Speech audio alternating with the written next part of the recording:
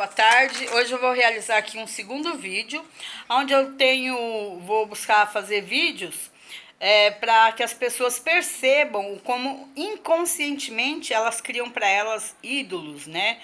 Elas idolatram pessoas. E eu vou procurar fazer sempre mostrar sempre história de ídolos de pessoas que já morreram. Como no primeiro vídeo eu fiz da Malaca, uma menina de 12 anos que foi idolatrada, que se criou uma lenda em cima dela, e você pode aí depois estar vendo aí no vídeo, tá? Hoje, a história que eu vou contar de uma pessoa que eu vejo como idolatrada, né? A história dele me chamou a atenção, é sobre Leonardo da Vinci. Leonardo da Vinci, ele nasceu na Itália e morreu na França. Olha só todas as atividades que ele tinha, né? Pintor, escultor, arquiteto, engenheiro, matemático, filósofo, químico, botânico, geólogo, cartógrafo, físico, mecânico, inventor, anatomista, escritor, poeta e músico. Todas essas atividades. Eu, particularmente, desconfio de pessoas que tenham múltiplas atividades, né? Não existe perfeição e fica humanamente impossível desenvolver bem todas as atividades. E assim, leva a entender, a crer que uma pessoa que tenha tantas atividades é uma pessoa que quer ser vista como poderosa, como que quer realmente ser idolatrada, que quer realmente ser admirada, visto como uma pessoa diferenciada, uma pessoa extremamente, para mim, carnal, né? Que busca muito o conhecimento da terra, que é importante, claro, é necessário, é importante, é válido, e esquece um pouco do conhecimento espiritual. Os principais trabalhos do Leonardo da Vinci foi o quadro da Mona Lisa, que o fez famoso, e é o quadro da Última Ceia. Foi o que me chamou a atenção e pensei em falar sobre ele por causa do quadro da Última Ceia. Ele foi precursor da aviação e da balística. Ele tinha uma curiosidade insaciável. Pois é, então, por isso que ele tinha todas essas funções aí, né? Estudou todas essas funções aí, porque ele não tinha algum vazio nele, ele tinha que preencher de alguma forma, ele era insaciável. E se ele buscasse mais, ele, eu e você, qualquer pessoa buscar mais coisas espirituais, então nós não sentimos esse vazio, essa insaciedade. E assim, por todas essas atividades dele aí, essa curiosidade insaciável, diziam que ele era um sobre-humano. Mas sobre-humano seria o mesmo que dizer que ele é um super-homem, que ele era um super-homem. Mas sobre-humano diz que ele deveria viver além do que ele viveu, né? E, porém, né, ele, assim como qualquer outra pessoa na face da Terra, ele faleceu. E eu não sei, aí eu não cheguei a ver com que idade. Penso eu que possa ter falecido até precocemente, né? E porque até mesmo ninguém vai viver 1000 anos nessa terra. E ele, mesmo sendo visto como um sobre-humano, não conseguiu isso, não almejou. Ele teve um sucessor, que era o seu contemporâneo Michelangelo. Ele também, o Leonardo, ele tinha contemporâneos políticos. Então dá a entender que ele também se envolvia, conhecia um pouco da política, que era Lourenço de Médici e Juliano. Ele também atuou como cientista. Como cientista, ele foi responsável por grande avanço do conhecimento em anatomia e engenharia civil, em óptica e hidrodinâmica. Então, quer dizer, a ciência em si já se divide aí em vários braços, né? Várias áreas, né?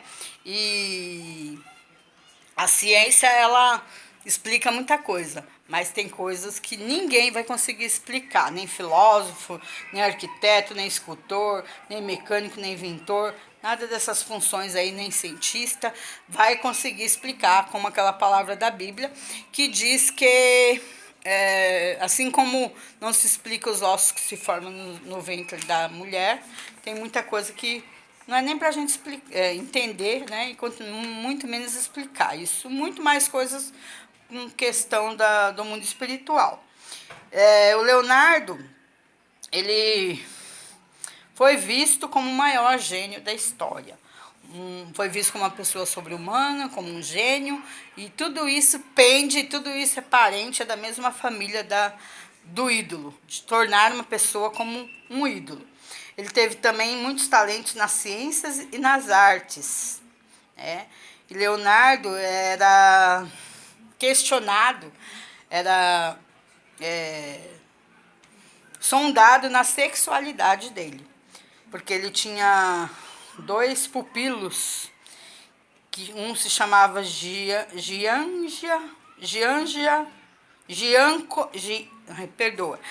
Giacomo Caprotti e o conde Francesco Melzi. Olha só. Então, ele ainda tinha essa insaciedade, esse vazio que ele buscava preencher com a homossexualidade. Ainda que ele não fosse homossexual, respeitamos todos, amamos todos, não estou falando mal de homossexual, não estou falando mal de nenhuma ideologia, mas ainda que ele não fosse homossexual, ele não deveria jamais ser idolatrado e nem tratado como um sobre-humano, né? Nem mesmo por todas essas funções que ele tem aí, porque ninguém é bom, ninguém é sobre-humano, ninguém é perfeito, bom é só Deus. Então, por todas essas questões aqui, é visto de que ele, Leonardo da Vinci, foi visto como um ídolo. Foi criado aí uma idolatria sobre ele, assim como é criado milhões de pessoas aí que já morreram ou de pessoas que ainda vivem, né? Eu comparo aí Leonardo da Vinci, biblicamente falando, comparo Leonardo da Vinci aí como se fosse um Baal, né? Como se fosse um Amã, como se fosse um Nimrod, que era um rei da época. Eu comparo Leonardo da Vinci aí como se fosse o falso profeta Ananias. E aí, o que a gente tem que fazer, biblicamente falando? Buscar entender na nossa caminhada se existe algum desses personagens nos atrapalhando, né? Porque ídolo só serve para, a partir do momento que a gente idolatra alguma coisa ou alguém, só vai servir para nos atrapalhar. E muitas vezes você não idolatra e ainda assim eles atravessam no seu caminho. Então, trazendo para dentro da Bíblia, eu comparo Leonardo da Vinci com esses personagens: Amã, falso profeta Ananias, Nimrod,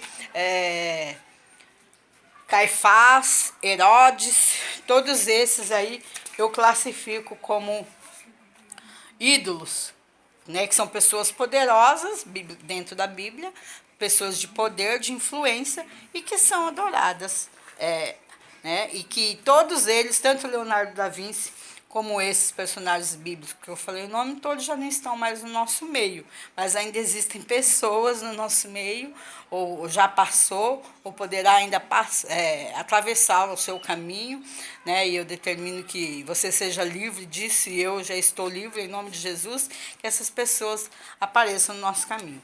Essa palavra de idolatria, eu estou baseada no Salmo 115, onde diz: a glória do Senhor e a vaidade dos ídolos. Exortação a confiar só em Deus. Não a nós, Senhor, não a nós, mas ao teu nome dá glória por amor da tua benignidade, da tua verdade.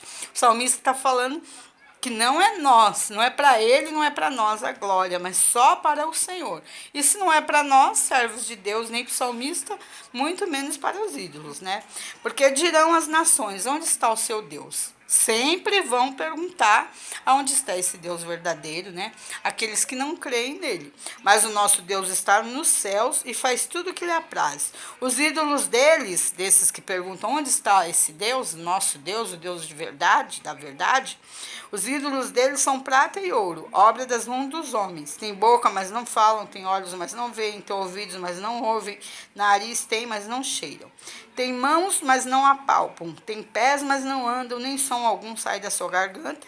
E aí o Senhor diz: tornem-se semelhantes a eles os que os fazem e todos os que neles confiam.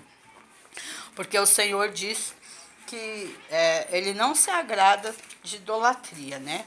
E aí, qualquer coisa que se adore acima de Deus, qualquer coisa, qualquer pessoa que se adore acima de Deus é considerada como idolatria. Então ele está dando aí essa sentença no versículo 8 e você pode ler e deve ler o capítulo todo para você entender mais. Um beijo no seu coração e quando eu sentir de Deus, eu volto para fazer um novo vídeo em cima de um outro nome, onde até hoje, aí, milhares de anos após a morte da pessoa, ela ainda vem sendo tratada com ela ainda vem sendo idolatrada, ela ou ele. Tchau, até mais.